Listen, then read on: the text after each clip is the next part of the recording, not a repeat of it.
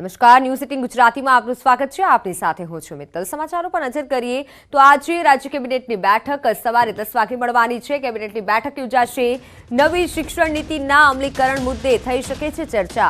ખાસ તો ધોરણ 1માં પ્રવેશને લઈને વય 6 વર્ષ રાખવાનો મુદ્દો કેન્દ્ર સ્થાને છે। શિક્ષણ વિભાગની મંગળવારની જે પ્રસ્તાવિત બેઠક રદ થઈ હતી। નવી ભરતી પ્રક્રિયા મુદ્દે પણ ચર્ચા થઈ શકે છે। G20 ના આયોજન મુદ્દે ચર્ચા થઈ શકે છે અને ખાસ ધોરણ 1માં વય મર્યાદા 6 વર્ષ રાખવા માટે મહત્વની ચર્ચા થઈ શકે છે। આજે 10 વાગે રાજ્ય કેબિનેટની બેઠક મળવાની છે। ગાંધીનગર ખાતે આ બેઠક મળશે। રાજ્ય કેબિનેટની બેઠક નવી શિક્ષણ નીતિના અમલીકરણ મુદ્દે આ બેઠકમાં ચર્ચા થશે। G20 ના આયોજન મુદ્દે પણ ચર્ચા કરવામાં આવશે અને સાથે શિક્ષણનો મુદ્દો મહત્વનો બની રહેશે કારણ કે વય મર્યાદા 6 કરવાનો મુદ્દો પણ રહેશે।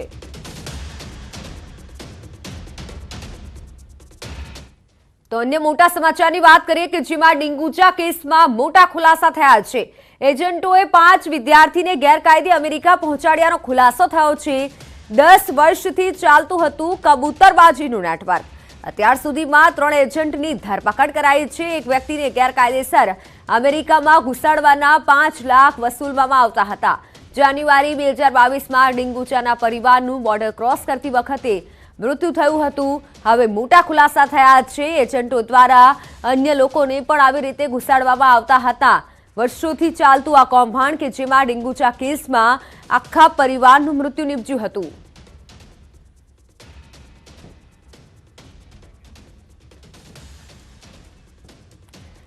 અમેરિકામાં ઘુસાડવાના 5 લાખ તેઓ વસૂલતા હતા। આ એજન્ટો કે જેઓ અમેરિકા જવા માટે 5 લાખ લેતા હતા।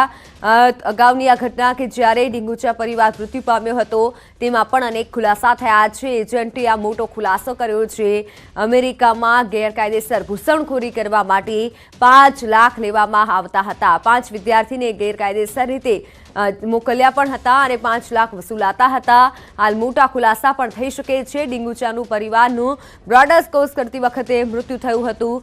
4 લોકો મૃત્યુ પામ્યા હતા ગેરકાયદેસર રીતે અમેરિકા જવાની લાલસા જેમાં પરિવાર મોતને ભેટ્યો હતો। ડિંગુચાનો આ કેસ કે જેમાં અનેક ખુલાસા હજુ પણ થઈ શકે છે।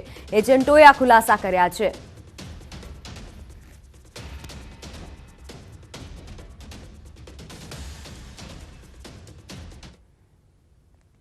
તો રાજ્યમાં ઠંડીમાં આંશિક રાહત મળી શકે છે। કચ્છમાં હજુ એક દિવસ કોલ્ડ વેવની આગાહી છે।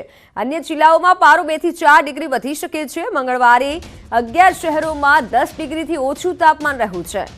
તો કચ્છમાં હજુ એક દિવસ કોલ્ડ વેવની આગાહી કરાઈ છે। ઠંડીનો પારો હજુ પણ ગગડી શકે છે પરંતુ થોડી ઠંડીમાંથી આંશિક રાહત મળી શકે છે। ઠંડીમાંથી આંશિક રાહત મળી શકે છે। થોડી રાહત હવે ઠંડીમાંથી મળશે। જો કે હવામાન વિભાગ તરફથી જે આગાહી કરવામાં આવી છે અન્ય જિલ્લાઓમાં પારો 2 થી 4 ડિગ્રી જેટલો વધી શકે છે જ્યારે કચ્છમાં હજુ એક દિવસ કોલ્ડ વેવ રહેશે તેવું હવામાન વિભાગનું કહેવું છે।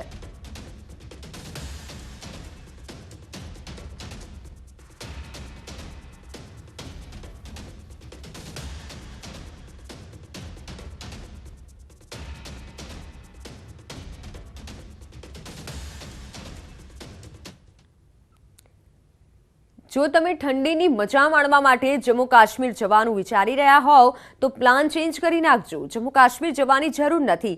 માઉન્ટ આબુ પહોંચી જાઓ। માઉન્ટ આબુ બની ગયું છે મિની જમ્મુ કાશ્મીર।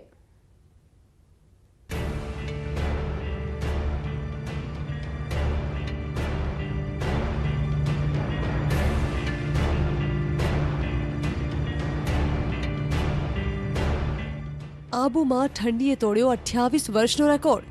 લદ્દાખ કરતાં પણ માઉન્ટ આબુ વધારે ઠંડુ। આબુમાં -7 ડિગ્રી સુધી તાપમાન પહોંચી જતા જામ્યો બરફનો થર। જ્યાં નજર કરો ત્યાં જોવા મળી રહ્યો છે બરફ। કાર, વાહનો, ગાર્ડન, મેદાનથી માંડી બધી જ વસ્તુઓ થીજી ગઈ।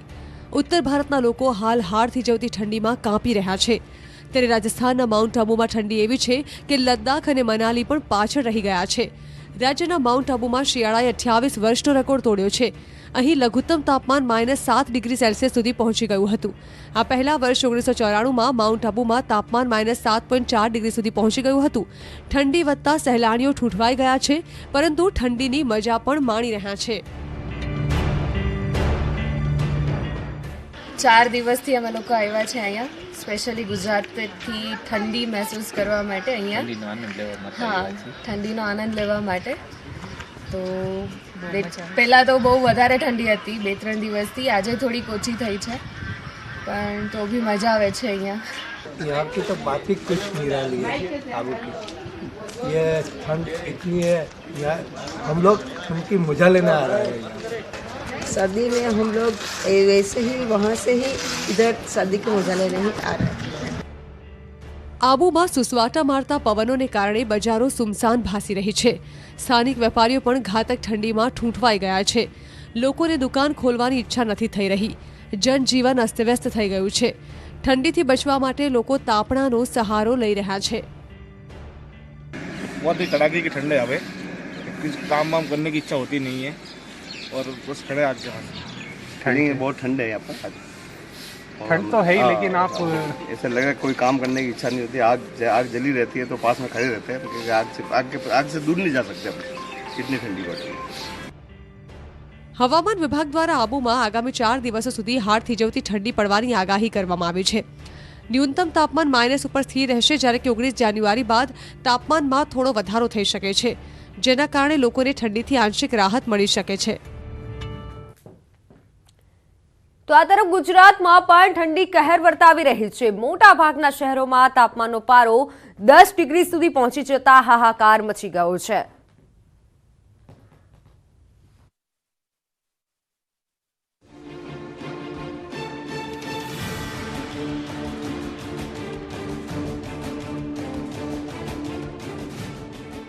ગુજરાતમાં ઠંડીની લહેરથી મચી ગયો છે કેર। ગુજરાત બન્યું ઠંડુગાર। ઠેર ઠેર ઠંડીનો પ્રકોપ। ઠંડીએ ભૂક્કા બોલાવ્યા। લોકો ઠૂંઠવાયા।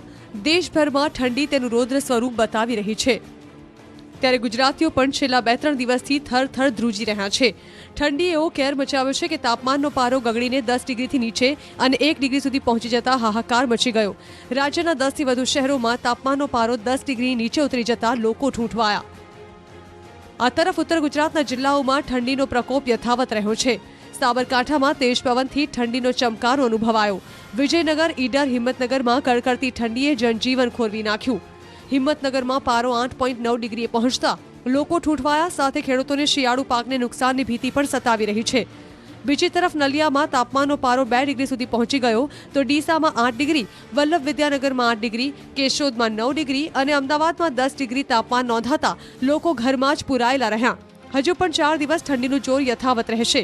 આગામી દિવસોમાં હજી પણ ઠંડીનો પારો ગગડે તેવી શક્યતા છે। टेम्परेचर देखा जाए तो मिनिमम टेम्परेचर यानी नाइट टेम्परेचर अगले 3 दिन के लिए बढ़ने का संभावना है बाय 2 to 4 डिग्री सेल्सियस। उसका बाद मोस्टली नो चेंज रहेगा, लेकिन टेम्परेचर अभी जो होगा अभी टेम्परेचर बढ़ने का संभावना है। આ તરફ 2 દિવસ કચ્છમાં કોલવેવની આગાહી છે। કેટલાક દિવસથી કચ્છનું તાપમાન સતત ગગડતા કચ્છવાસીઓ ધ્રુજી ગયા। કાતિલ ઠંડીએ કચ્છની રફતાર પર જાણે કે બ્રેક મારી દેતા જનજીવન પર માઠી અસર પડી। કચ્છમાં કોલવેવની આગાહીના પગલે સાવચેતીના પગલાં પણ લેવાયા છે। ખાસ કરીને શાળાએ જતા નાના બાળકોને ઠંડીથી બચાવવા શિક્ષણ વિભાગે શાળાના સમયમાં ફેરફાર કરવાનો નિર્ણય કર્યો છે। આગામી 1 સપ્તાહ સુધી શાળા 1 કલાક મોડી શરૂ કરાશે। કચ્છમાં હવેથી શાળાઓ સવારે 8:30 થી બપોરે 2 ને 10 સુધી કાર્યરત રહેશે। છેલ્લા 2 દિવસથી વધેલા ઠંડીના પ્રમાણની વચ્ચે કચ્છ જિલ્લા શિક્ષણાધિકારીએ જાહેરનામું બહાર પાડ્યું છે। ઠંડી ખૂબ જ હોવાના કારણે શાળાનો સમય 1 કલાક મોડો થઈ ગયો છે। સવારે વહેલી ઠંડીમાં પણ અમે બાળકો સ્કૂલ જઈએ છીએ। આ તરફ દક્ષિણ ગુજરાતમાં મહારાષ્ટ્ર બોર્ડર નજીકના વિસ્તારોમાં ઝાકળ બિંદુ તરફ વળી જતા ખેડૂતો ચિંતાતુર બન્યા હતા। પરંતુ ઉત્તર પશ્ચિમ ભારતમાં ઠંડીની લહેર 19 જાન્યુઆરીથી ઓછી થવાની સંભાવના છે, જે બાદ લોકોને ઠંડીથી રાહત મળશે।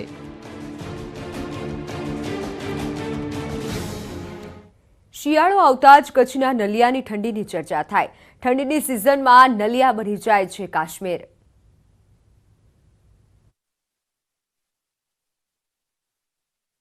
રાજ્યમાં વારંવાર પવનની દિશા બદલાઈ રહી છે, તેના કારણે તાપમાનમાં પણ વધઘટ થાય છે। ચાલુ વર્ષે તો નલિયામાં રેકોર્ડ તોડ ઠંડી પડી।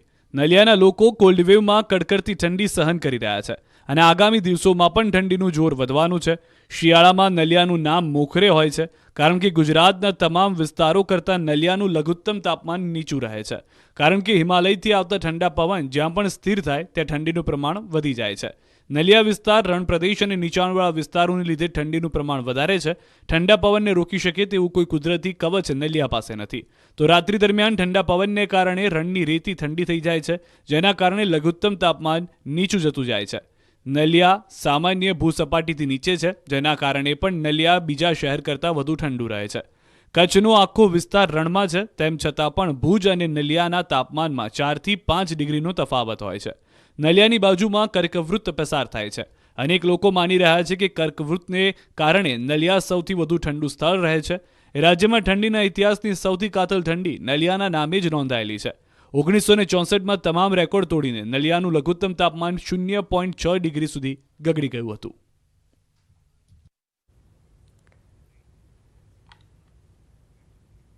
સુરતની ધરતી પર ફરી દીક્ષા કાર્યક્રમ. સુરતના વેપારીની પુત્રી લેશે દીક્ષા. હવે સુરત દીક્ષા નગરીના નામે પણ ઓળખાવા લાગ્યું છે, કારણ કે ફરી એકવાર દીક્ષા કાર્યક્રમ સુરતમાં યોજાવા જઈ રહ્યો છે. સુરતના હીરાના વેપારીઓની 8.5 વર્ષની દીકરી દેવાંશી દીક્ષા લઈ રહી છે. દેવાંશીની દીક્ષા પહેલા વર્ષીદાન યાત્રા નીકળી.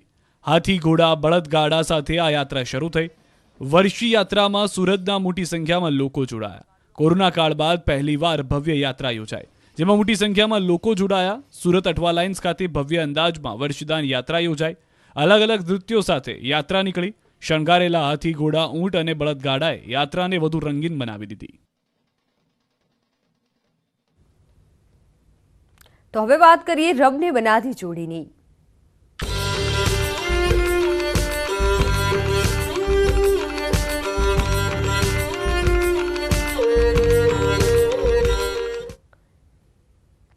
જૂનાગઢના ગીરના જંગલમાં એક વિદેશી દુલ્હો ગુજરાતીના રંગમાં રંગાયો છે અને જોવા મળ્યા અનોખા લગ્ન. બની ગઈ રબને બનાતી જોડી.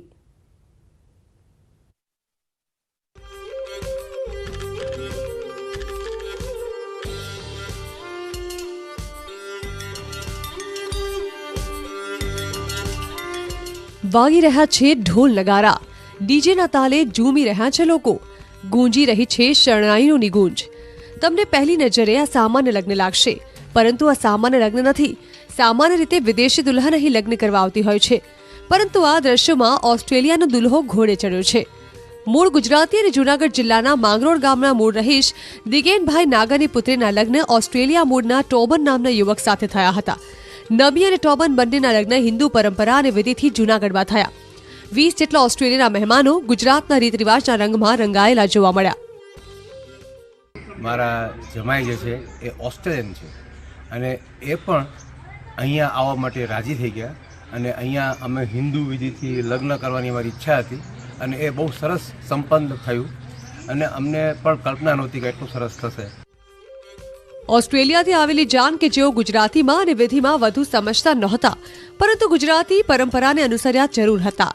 વરરાજા ટોબન તો ઘોડા પર ચડી અને મંડપે આવ્યો હતો. તેણે પીઠી પણ લગાવી હતી. કન્યા નબી સાથે ટોબન સહિત ઓસ્ટ્રેલિયાથી આવેલા મહેમાનો સૌ ગુજરાતી રાસ ગરબામાં ઝૂમી ઉઠ્યા હતા. તો મંડપની અંદર હસ્તમેળાપ, મંગલફેરા સહિત તમામ હિન્દુ વિધિ પૂર્ણ કરી હતી અને ઓસ્ટ્રેલિયાના ટોબન અને નમી બંને પરિવારોની હાજરીમાં હિન્દુ વિધિથી લગ્ન ગ્રંથિથી જોડાયા હતા અને બંને પરિવારોમાં આનંદની અનુભૂતિ જોવા મળી હતી. અમે બધા એ જોઈને આશ્ચર્યચકિત થઈ ગયા કે આ લોકોને હિન્દુ સંસ્કૃતિ પ્રત્યે પ્રેમ કેટલો. છોકરો જે છે એ પીઠીમાં ભાગ લીધો, રાસ ગરબામાં ભાગ લીધો અને હિન્દુ સંસ્કૃતિ પ્રમાણે પૂરા આદરથી એ લોકોએ માન આપ્યું. આ રીતે જૂનાગઢમાં વિદેશી દુલ્હાએ જમાવ્યું આકર્ષણ. વઢવાણી રાયતા મરચાના સ્વાદનો ચસ્કો હવે 7 સમુદ્ર પાર પહોંચ્યો છે. વિદેશીઓને લાગ્યો છે વઢવાણના રાયતા મરચાનો ચસ્કો.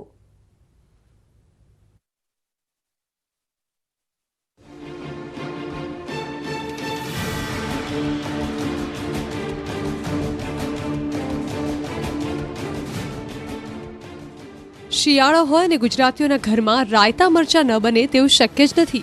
એમાં પણ વઢવાણના રાયતા મરચાં હોય તો પછી વાત જ શું પૂછવી. સુરેન્દ્રનગરના વઢવાણી મરચાંનો સ્વાદ પહોંચ્યો છે 7 સમુદ્રને પાર. ભારતીયોની સાથે વિદેશીઓને લાગ્યો વઢવાણના રાયતા મરચાનો ચસ્કો. વઢવાણના વર્ધમાન મહિલા ગૃહ ઉદ્યોગમાં બનતા રાયતા મરચાની ફોરમ દેશ વિદેશમાં પહોંચી. રાયતા મરચા બનાવતી મહિલાઓ થઈ માલામાલ.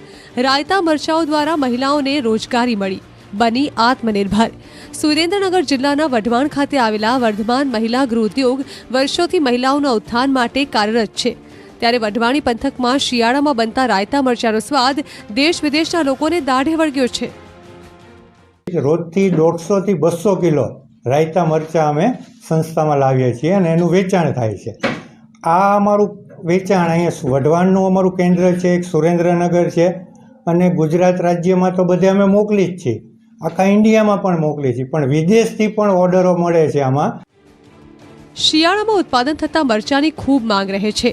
ત્યારે આ મહિલાઓ દ્વારા ખાસ પ્રકારની રેસીપી દ્વારા રાયતા મરચાં તૈયાર કરવામાં આવે છે, જેમાં મીઠું અને હળદર ભરી મરચાંને એક દિવસ રાખવામાં આવે છે, જેથી આ રાયતા મરચાંનો સ્વાદ અંદાજે 6 થી 8 મહિના સુધી સરખું જ રહે છે. આ મરચાંની સોડમ હવે ગુજરાત પૂરતી સીમિત ન રહેતા દુબઈ, ઇંગ્લેન્ડ તેમજ અમેરિકા સુધી પહોંચી ગઈ છે. મરચાંની કિંમત કરતાં 5 ગણો કુરિયર ચાર્જ ચૂકવીને પણ અમેરિકા, દુબઈ અને કેનેડા જેવા દેશોમાં વસતા ગુજરાતીઓ મરચાં મંગાવે છે. આ મરચાંના ઉદ્યોગ સાથે અંદાજે 50 થી વધુ મહિલાઓ જોડાયેલી છે, જે દૈનિક 150 થી 200 કિલો જેટલું ઉત્પાદનને વેચાણ કરે છે અને શિયાળાની કુલ સિઝન દરમિયાન અંદાજે 2200 થી 2500 કિલો જેટલા મરચાંનું વેચાણ કરે છે, જેના થકી ₹50 લાખથી વધુની આવક થાય છે. અમેરિકાથી આવે, દુબઈથી આવે, લંડનથી, બધે વિદેશમાં બધી જગ્યાએ અમારા મરચાં મોકલીએ છીએ અમે. એ મરચાંની કિંમત તો ₹200 જ છે, પરંતુ ત્યાં એનો કુરિયર ચાર્જ અમારે વધારે થાય છે, તો પણ બધા મંગાવે છે, કેમ કે અહીંનો સ્વાદ એવો છે કે એકવાર જેને ભાવી જાય એ અહીંયાનો જ આગ્રહ વધારે રાખતા હોય છે. 300 થી ₹350 રોજ અમને મળી રહેશે. એનો કલર, એનો સ્વાદ એકદમ પરફેક્ટ 7-8 મહિના સુધી જતો નથી. રાયતા મરચાંનો ઉદ્યોગ સાથે સંકળાયેલી મહિલાઓ દૈનિક ₹350 જેટલા કમાઈ લે છે. આમ વર્ધમાન મહિલા ગૃહ ઉદ્યોગ દ્વારા વઢવાણના રાયતા મરચાંનો ઉદ્યોગ થકી 50 થી વધુ મહિલાઓને આર્થિક રીતે સાચા અર્થમાં આત્મનિર્ભર બનાવી રહી છે. હવે અહીંના રાયતા મરચાંની સોડમ આખા વિશ્વમાં ફેલાય છે. મહેસાણાના ખેરવામાં જીવદયા બચાવવા માટે અનોખો પ્રયાસ કરાયો. કેકના વેપારી દ્વારા 1 કિલો દોરીના ગૂંચળા સામે 500 ગ્રામ કેક નિઃશુલ્ક આપવાની જાહેરાત કરાઈ. દોરીના ગૂંચળા સામે 200 કિલો દોરી ભેગી કરાઈ, જેની સામે 100 કિલો કેક ગ્રાહકોને આપવામાં આવી. દોરીના ગૂંચળા આપી કેક લેવા માટે લોકોની લાઈનો લાગી.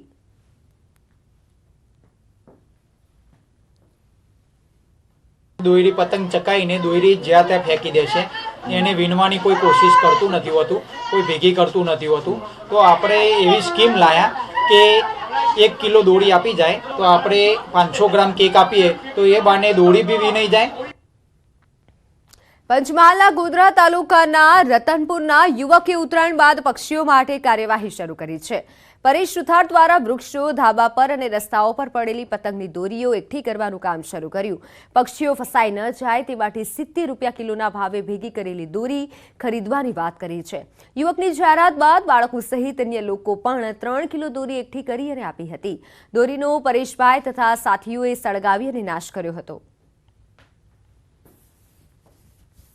પશુ પંખી જે રોજ ધાબા પર, અગાસી પર, ઝાડ ઉપર બેસે છે અને આ જે દોરી તેમને ઘાતક નીવડે છે, એવી એમને મુશ્કેલી ના પડે એટલા માટે આ ભગીરથ સેવાનું કાર્ય સુરેશ પરમાર તેમજ આ વિસ્તારના બાળકોએ બહુ સુંદર દોરી ભેગી કરી અને આજ રોજ અમે એનો નાશ કર્યો છે.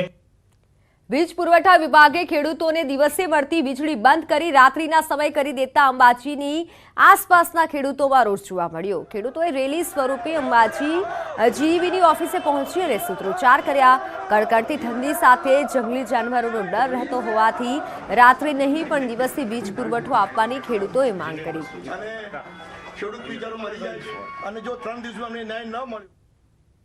કડકડતી ઠંડીમાં ખેડૂત બિચારો મરી જાય છે અને એના પાક પણ બળી જાય છે, કેમ કે એ પાણી પાઈ નથી શકતો.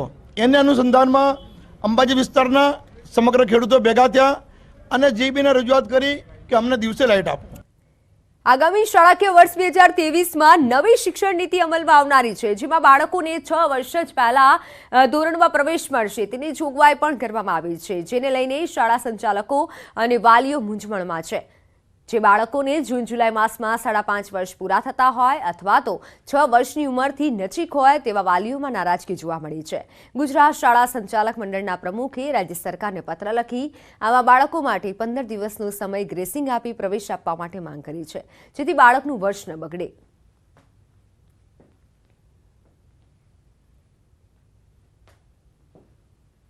અને જે નાની ડોટર છે મારી, એની એજ અત્યારે 4.5 વર્ષ છે, બરાબર, અને એ સિનિયર કેજીમાં કરી રહી છે. ગવર્મેન્ટનું આ જે નોર્મ્સ આવે છે કે ભાઈ 6 વર્ષનું બાળક થાય પછી જ એને ફર્સ્ટ સ્ટાન્ડર્ડમાં એડમિશન આપવું, તો સપોઝ કે આ માર્ચમાં એનું પતી જાય છે એટલે 5.5 વર્ષની થશે, તો 6 વર્ષ પૂરા થયા ના હોય તે જે 6 મહિના 8 મહિના જે બાળકોનું હોય એનું અમારે શું કરવું, એના માટે અમારે પ્રોબ્લેમ છે. મને તો એમ લાગે છે કે બાળકની કેપેબિલિટી પ્રમાણે એને એડમિશન મળવું જોઈએ, બાળકની ઉંમરના પ્રમાણે ન મળવું જોઈએ. પણ જે જૂનથી જે ફર્સ્ટ જે ક્રાઇટેરિયામાં જે સરકારે કર્યું છે નિયમ પ્રમાણે બરાબર છે, હું એગ્રી છું ટોટલી. જો રાજ્ય સરકાર 14-15 દિવસનો ગ્રેસિંગ પીરિયડ આપે, એટલે 1 જૂનના બદલે 15 જૂન સુધી જન્મેલા બાળકોને પહેલા ધોરણમાં એડમિશન આપવાની જો જોગવાઈ ગ્રેસિંગ પીરિયડ તરીકે કરે તો હું માનું છું કે મેક્સિમમ બાળકોનો સમાવેશ આ વખતે પહેલા ધોરણમાં થઈ જશે.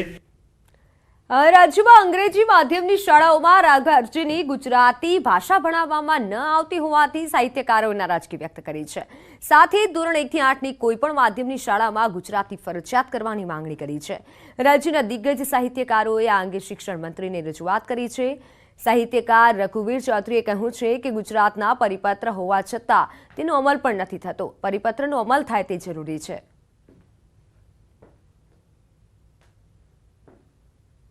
મહારાષ્ટ્ર અને કર્ણાટક તો બહુ આગ્રહ સાથે લડત થઈ તો સુપ્રીમ કોર્ટ સુધી ગયા અને એમાં જીત્યા. તો ગુજરાતમાં કાયદો થયો, જીઆર થયો છે પણ કાયદો નથી થયો. તો કાયદો થાય તો એની સજા પણ એમાં સમાવેશ પામે. રખડતા ઢોરને લઈને સુરત તંત્રનો મોટો નિર્ણય. હવે કેમેરાની મદદથી રખડતા ઢોર પર રખાશે બાજ નજર.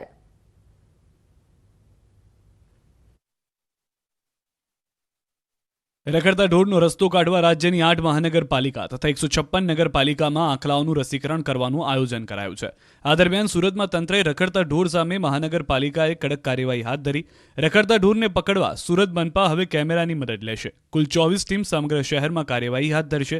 સાથે જ હવેથી ઢોર માલિકોને દંડ નહીં કરવામાં આવે, પરંતુ સીધા તેમના ઢોર જ જપ્ત કરી લઈને કાર્યવાહી કરવામાં આવશે. સુરત શહેરના 63 સ્થળ નક્કી કરવામાં આવ્યા છે, જ્યાં 10 દિવસ પછી રિવ્યૂ મીટિંગ પણ કરાશે, જેમાં સવારે 9 ટીમ, બપોર બાદ 9 ટીમ અને રાત્રે 2 ટીમ રાઉન્ડ ધ ક્લોક કામગીરી કરશે. આ ઉપરાંત 4 ટીમ RFID ચિપ લગાવવા કાર્યરત રહેશે. રખડતા પશુની સમસ્યા દૂર નહીં થાય ત્યાં સુધી આ અભિયાન ચાલુ રહેશે. રખડતા ઢોર બાબતે કાયદેસર કાર્યવાહી અંગે પોલીસની પણ મદદ લેવાશે. આ મામલે સુરત પોલીસ સાથે મીટિંગ કરી મનપાએ રખડતા ઢોર બાબતે ચર્ચા કરી છે. તો હાલ મહત્વના સમાચાર સામે આવી રહ્યા છે. 24 જેટલી એપીએમસીની ચૂંટણી યોજવા માટે નિર્દેશ કરાયો છે. 3 મહિનામાં બાકી રહેલી એપીએમસીની ચૂંટણી યોજવા માટે રાજ્ય સરકારે નિર્દેશ આપ્યા. વિધાનસભા ચૂંટણી તથા અન્ય કારણોસર બાકી રહેલી એપીએમસીની ચૂંટણી યોજવા માટે નિર્દેશ અપાયા. રાજ્ય સરકારે એપીએમસીની ચૂંટણી યોજવા માટે આદેશ કર્યો છે. 3 મહિનામાં ચૂંટણી યોજાશે.